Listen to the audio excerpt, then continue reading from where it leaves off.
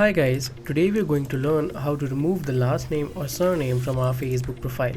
It's a fairly simple process, so if you follow the steps, you'll be good to go. The first thing that we need to do is we need to search for Indonesia proxy list, and we're going to use this website today for our purpose. I've analyzed the response and transfer rates, and I see this is the best IP address available here. So I'll copy it and I'll click on the Windows icon. We'll search for change proxy settings, and then we need to turn on use a proxy server. I've already copied and pasted the settings for that particular server, so I'll just go ahead and save it.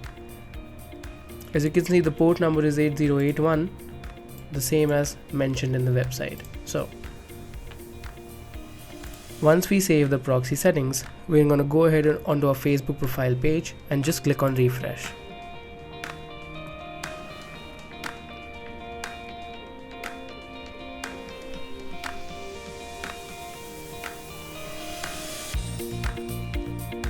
Once the page is reloaded, what we'll do is we'll go to the account settings in the top right corner, click on settings and privacy, on language, and then we need to change the language of Facebook from English United Kingdom to Bahasa Indonesia.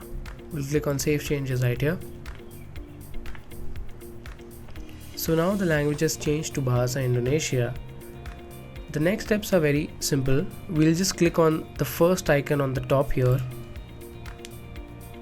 and here you can see your name right here. Click on edit, remove the last name, and then click on this blue button which says saves probably. Now this is a confirmation message which is saying that this will be your name after this action. So just enter your password and then click on this blue button right here. So now as you can see, you only have your first name here. I'll go ahead to my profile, and as you can see, only the first name is being displayed. So just keep in mind that you won't be able to change your name before 60 days. So if you think about removing your last name from your Facebook profile, you'll have to stick with it for the next 60 days. Okay guys, this is it for today. Thank you.